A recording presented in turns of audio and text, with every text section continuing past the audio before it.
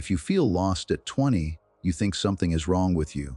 If you feel lost at 40, you fear you've wasted your life. If you feel lost at 70, you wonder if it's too late to matter. But what if feeling lost is not a failure of life? What if it is life speaking to you for the first time? Human beings are not meant to move in straight lines. We grow in spirals. We return to the same questions again and again, each time with deeper eyes. The feeling of being lost is not a sign to quit. It is a sign that an old version of you has expired, and something truer is asking to be born. Before you walk away from your life, listen closely. What you call lost may actually be the beginning of meaning. There comes a moment in every life when the ground beneath the feet no longer feels solid. At 20, this moment often arrives quietly, disguised as confusion. You followed the instructions handed to you: study hard, behave well, choose something practical. And yet, when you reach the end of that path, there is an unexpected emptiness. The map worked, but it did not lead where your inner life hoped it would. At 40, the feeling sharpens. You may have built a life that looks successful from the outside, yet something within you resists it. You wake one morning and realize that the person you became was shaped more by expectation than by truth. At 70, the question deepens even further.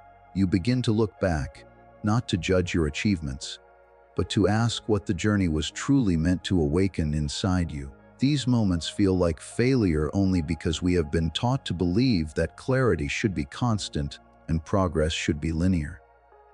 In reality, the human psyche does not grow in straight lines. It moves in stages, cycles, and necessary disruptions. Psychological observation across generations has shown that periods of uncertainty arise at predictable phases of life. Early adulthood, midlife, and later years are marked by inner unrest, not because something has gone wrong, but because something essential is trying to reorganize itself. The mind and soul cannot remain loyal to outdated identities forever.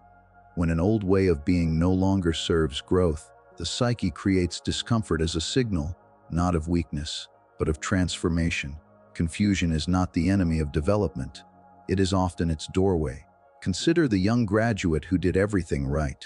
They chose the safe degree, entered the respectable profession, and earned approval at every step. Yet, once the applause fades, they feel strangely hollow. This emptiness is not laziness or ingratitude. It is the psyche asking a deeper question: is this all I am? The loss of direction at this age is not a collapse, but the first encounter with individuality. The borrowed identity no longer fits, and the soul begins to demand authorship of its own life. At midlife, the experience can be even more unsettling. A person may have status, family, and security, yet feel like a stranger inhabiting their own existence. The routines that once brought meaning now feel mechanical. The mirror reflects a face shaped by responsibility rather than desire. Many experience this as panic or despair, but psychologically, this is the moment when the unconscious seeks balance. The neglected parts of the self, creativity, vulnerability, authenticity, begin to surface. What feels like being lost is often the return of what was sacrificed too early in the name of stability. Later in life, the sense of disorientation takes on a quieter tone. Retirement, aging, or the loss of social roles can produce a painful invisibility. After decades of being needed, one may feel suddenly unnecessary. Yet this, too, is not a failure of worth. It is the psyche turning away from external validation and toward meaning itself. The question shifts from, "What have I achieved?" to, "What have I understood?" The loss of outer roles invites the discovery of inner wisdom, if one dares to listen. These experiences are not breakdowns. They are thresholds. A threshold is not a place you live in permanently. It is a passage. But passages are uncomfortable because they require the death of an old identity before a new one can form. Nature itself offers a quiet metaphor for this process. When a snake sheds its skin, it appears fragile and exposed. Yet that vulnerability is not a defect. It is the only way the snake can continue to grow. To cling to the old skin would mean suffocation. In the same way, Feeling lost signals that an inner structure has become too small for who you are becoming. The tragedy is not that people feel lost, but that they interpret this feeling as a verdict against themselves. Society praises certainty and punishes doubt, yet doubt is often the birthplace of truth. The psyche does not evolve by comfort alone. It evolves by questioning, by shedding, by entering the unknown. When you feel lost, something within you is loosening its grip on a life that no longer reflects your deeper nature. This loosening feels like disorientation because the familiar landmarks have disappeared, but new ones cannot appear until you allow yourself to stand in uncertainty. To be lost, then, is not to be broken. It is to be in transition. It is the soul's way of saying that the story you have been living is incomplete. If you resist this moment, you may harden into a life that looks stable but feels empty. If you listen to it, you begin the slow, often uncomfortable, but deeply human task of becoming whole. There is a particular kind of discomfort that does not come from lost trauma or visible failure. It comes quietly from the inside, and it is far more unsettling than pain. It is the discomfort of outgrowing who you once were. Pain has a cause we can point to, an event we can explain. But outgrowing an identity leaves you restless without a clear reason. Nothing is obviously wrong, yet nothing feels right. The life you are living begins to feel like a costume that once fit perfectly and now restricts your movement. This is often when people say, "I feel lost," without realizing that what they are actually experiencing is growth. At 20, this outgrowing often begins with belief. The ideas you inherited from family, culture, and education once provided certainty and direction. They told you who to be, what to value, and how the world works. But as experience deepens, cracks appear in these inherited truths. You encounter complexity where you were promised simplicity. You realize that some of the rules you followed were never designed for your inner life. This can feel frightening, as if the ground beneath you has vanished. Yet psychologically, this is the first real act of becoming an individual. The soul is no longer content with borrowed meaning. It wants something earned through lived experience.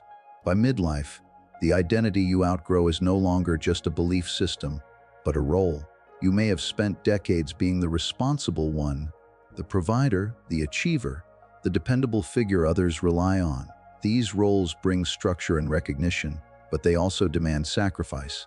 Parts of your personality, curiosity, creativity, tenderness, rebellion, may have been pushed aside to keep the role intact. Eventually, the inner imbalance becomes impossible to ignore. A successful person may wake up one morning feeling strangely hollow, as if they have been playing a character in their own life. The role still functions, but the soul no longer feels present within it. Later in life, the identity that begins to loosen its grip is often tied to usefulness itself. In a world that measures worth by output, productivity becomes a substitute for meaning.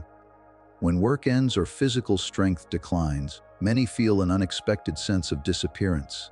They ask, sometimes in silence, "If I am no longer needed in the way I once was, who am I now?" This question can feel like loss, but it is also an invitation. The psyche is shifting from a life defined by doing to a life defined by being, from proving to understanding. When these moments arise, many people panic. They interpret the discomfort as danger and rush to reclaim the past. They chase nostalgia, telling stories about who they used to be, as if repetition could restore vitality. They cling to titles long after the inner connection to them has faded. They surround themselves with familiar patterns, hoping familiarity will bring peace, but growth does not move backward. The psyche cannot be convinced to return to a form it has already outgrown. What once felt like home now feels like confinement. This resistance to growth is understandable. Letting go of an identity feels like death because, in a psychological sense, it is. The ego fears dissolution. It would rather live in a known prison than risk the uncertainty of freedom. Yet research into human development consistently shows that those who allow themselves to evolve, despite confusion and fear, experience a deeper sense of fulfillment over time. A long-term study of adult development revealed that people who embraced inner change, even when it disrupted their self-image, reported greater life satisfaction than those who rigidly defended who they thought they were supposed to be. Flexibility of identity, not perfection of identity, was linked to well-being. Feeling lost at these stages is often the moment when the soul speaks most honestly. It whispers a truth that is both unsettling and liberating. This version of you is too small now, not because it was wrong, but because it was temporary. Every identity we inhabit is meant to serve us for a season, not a lifetime.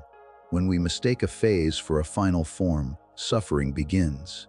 The feeling of being lost is not a sign that you have failed to become someone. It is a sign that you are being asked to become more. If you can remain with the discomfort without rushing to escape it, something remarkable happens. The old identity loosens its grip, and new possibilities quietly emerge.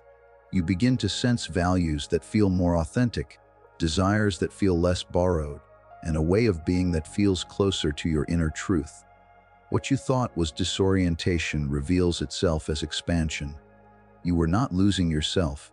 You were outgrowing the limits of who you once believed you had to be.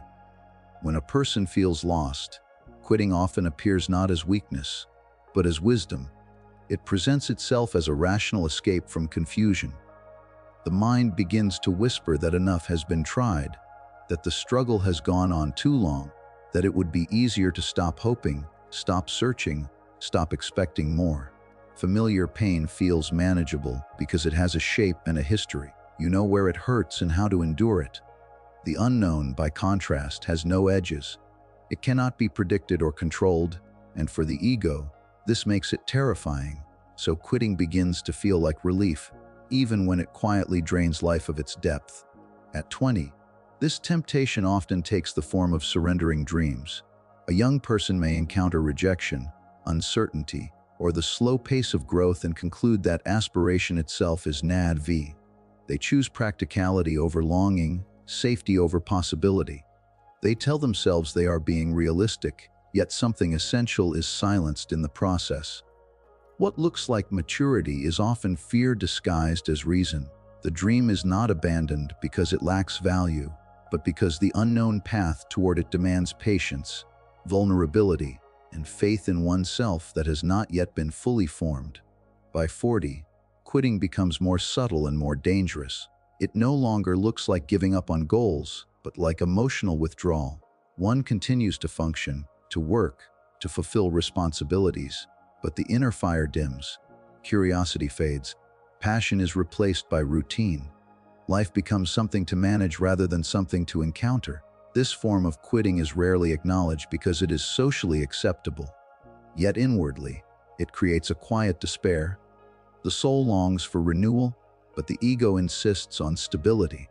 The fear is not of failure anymore, but of disruption, of what might unravel if deeper truths are allowed to surface. Later in life, quitting can appear as resignation. A person may tell themselves that change is for the young, that their time has passed, that it is too late to begin again. They mistake acceptance for wisdom, when in truth it is often exhaustion. This resignation protects them from disappointment, but it also seals them off from meaning. The psyche does not age in the same way the body does. It continues to seek wholeness as long as life remains. To resign from that search is not peace, it is premature closure. The psychological truth beneath all these forms of quitting is simple but unsettling. The part of you that wants to quit is not your deepest self. It is the part that fears transformation. It is the ego, whose task is to preserve continuity and identity. The ego prefers the known, even if the known is empty or painful, because it can navigate it. Transformation threatens the ego because it requires the dissolution of old images of who you are.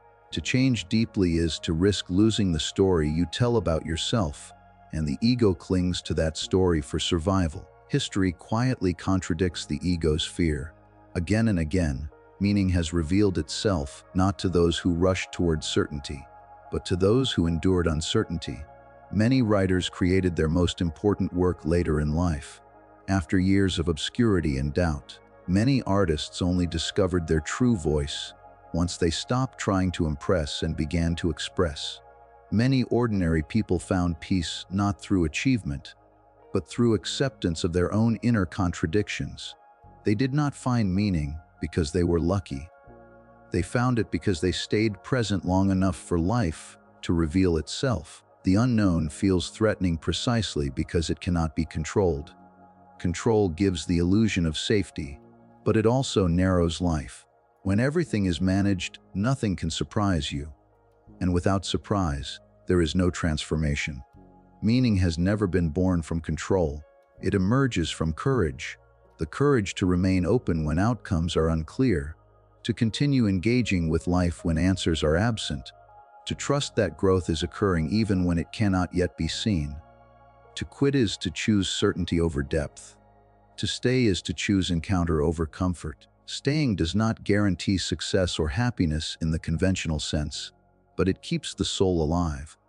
When you resist the urge to quit, you are not forcing yourself forward blindly.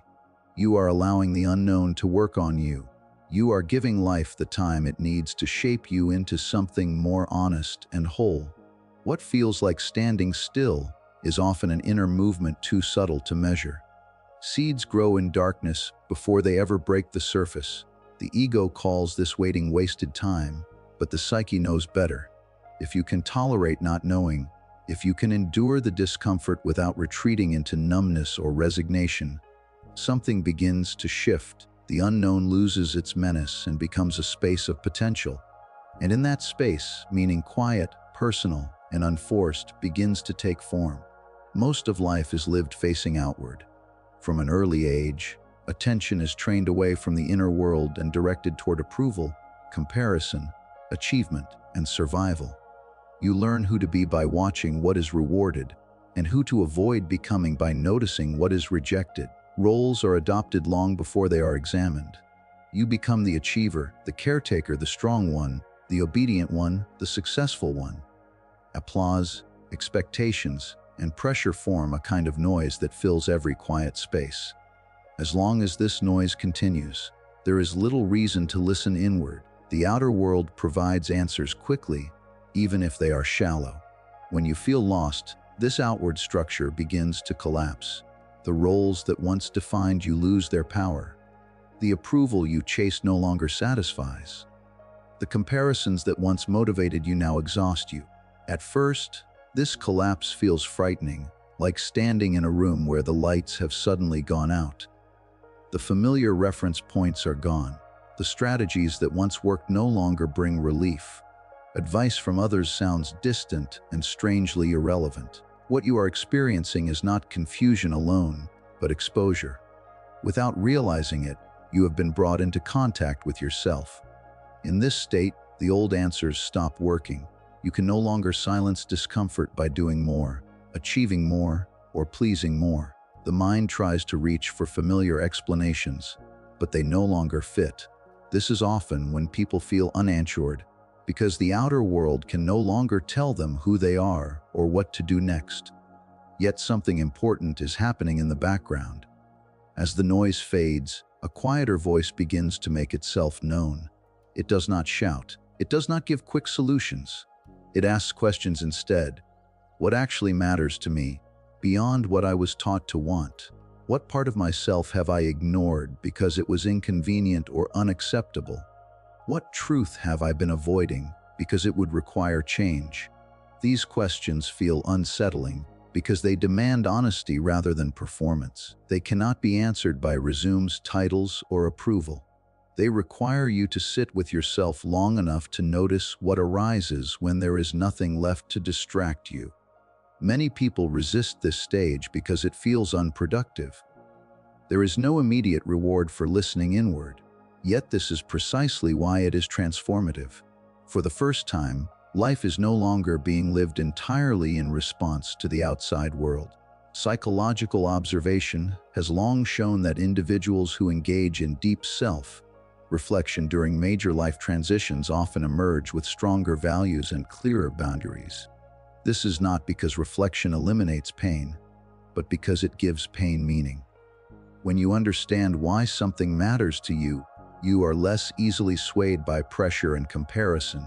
You begin to recognize where your limits are, what you can give freely, and where you must say no. Emotional resilience grows not from avoiding discomfort, but from understanding it. The experience of being lost often resembles a desert. It feels empty, vast, and disorienting. There is little to hold on to, and the mind longs for familiar landmarks. But deserts have always been places of vision.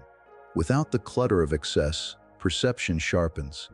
You begin to notice subtle inner movements that were previously drowned out by noise. In the absence of constant stimulation, the psyche reorganizes itself. What seemed like emptiness reveals itself as space for something more truthful to emerge. Rushing through this stage only delays its purpose. When people try to escape the feeling of being lost by quickly choosing another role or distraction, they often recreate the same dissatisfaction in a different form. The inner questions do not disappear, they simply wait. To rush is to refuse the invitation. The psyche cannot be hurried into clarity. It unfolds at its own pace, according to rhythms deeper than conscious intention. Listening inward requires patience and courage. It means allowing uncertainty to exist without immediately trying to resolve it. It means paying attention to discomfort instead of numbing it. It means noticing patterns in your emotions, your dreams, your recurring thoughts. Over time, a subtle coherence begins to form. You start to sense what feels aligned and what feels false. Decisions are no longer made solely to maintain an image, but to honor an inner truth that has slowly made itself known. You do not find yourself by forcing answers or imitating others. You find yourself by creating enough inner silence to hear what has been speaking all along. The feeling of being lost is not a punishment, it is a removal of illusions. When the outer world can no longer tell you who you are, the inner world finally has the chance to respond. One of the most quietly damaging ideas absorbed over a lifetime is the belief that meaning has a deadline. Society speaks of the right time for everything, as if life were a narrow corridor that closes behind us with each passing year. By 20, many already feel late, measuring themselves against imagined timelines and the achievements of others. At 40, this pressure often transforms into regret, the sense that a wrong turn was taken long ago and that the chance to live differently has passed. By 70, the illusion hardens into resignation, the belief that one's story has already been written and that the remaining pages are merely repetition. This belief is not wisdom, it is fear wearing the mask of realism. Meaning does not operate according to the clock. It does not belong exclusively to youth, nor does it retreat with age. Meaning emerges whenever a person is willing to look at their life without illusion. It depends not on how much time remains, but on how honestly one inhabits the present moment. A person can live decades without meaning if they are disconnected from themselves, and another can find it in a single year by choosing to live consciously. The psyche does not measure worth in years, it measures it in depth. At 20, the fear of being late often comes from comparison. You look around and believe others have already figured out what you have not. Paths appear fixed and irreversible. Yet the truth is that most people at this age are improvising behind carefully constructed appearances. The anxiety of being late is often a signal that you are becoming aware of your own inner life, rather than blindly following external scripts. This awareness may slow you down, but it also gives you the chance to choose a direction that actually belongs to you. At 40, the sense of having missed one's chance can feel heavier. Responsibilities are greater, habits are deeply formed, and change seems costly. There is often grief here for unlived lives, abandoned dreams, and parts of the self that were set aside. Yet this grief points to something still alive. You do not mourn what no longer matters. The pain of regret is evidence that the soul has not given up. It is asking to be acknowledged, not erased. To face this honestly is not to reopen old wounds, but to prevent them from hardening into bitterness. Later in life, the belief that the story is over can quietly rob existence of its final and often most meaningful chapter. When external roles fall away, Society offers little guidance for inner growth. Yet psychologically, this stage holds enormous potential. Freed from the urgency to prove or accumulate, a person can turn toward integration, making sense of their experiences, sharing wisdom, creating for its own sake, or serving without the need for recognition. The absence of pressure can reveal a depth of meaning that was previously inaccessible. Research into aging consistently shows that people who pursue purpose through learning, mentoring, creativity, or service experience better mental and emotional health, even as physical abilities change. This is not because life becomes easier, but because it becomes truer. When action is guided by meaning rather than approval, there is less inner conflict. The psyche relaxes into alignment. A life lived this way may look quieter from the outside, but it feels richer from within. A meaningful life is not one that unfolds without detours. Detours are not mistakes, they are part of the terrain. What creates suffering is not the detour itself, but the refusal to learn from it. Meaning emerges when a person stops running from their own inner contradictions and begins to engage with them. It arises when you accept that your life has been imperfect, unfinished, and still worthy of attention. Honesty, not achievement, becomes the guiding principle. The question is not whether you are too old to begin again. That question keeps you trapped in comparison with an imaginary standard. The more vital question is whether you are willing to live consciously now. Conscious living does not require dramatic change. It begins with awareness of your values, your limits, your longings, and your responsibilities. From this awareness, even small actions take on significance. To realign with meaning is to choose presence over avoidance. It is to stop postponing life until conditions are perfect. When you live consciously, each moment becomes part of the story, rather than an escape from it. Age no longer determines what is possible, honesty does. And wherever honesty enters, meaning is already close behind. If you feel lost, do not quit. Stand still long enough to ask what this moment is trying to teach you. Life does not abandon us when we are confused. It invites us deeper. And often, the moment you feel most lost is the moment you are closest to becoming who you were always meant to be. Stay, listen, begin again.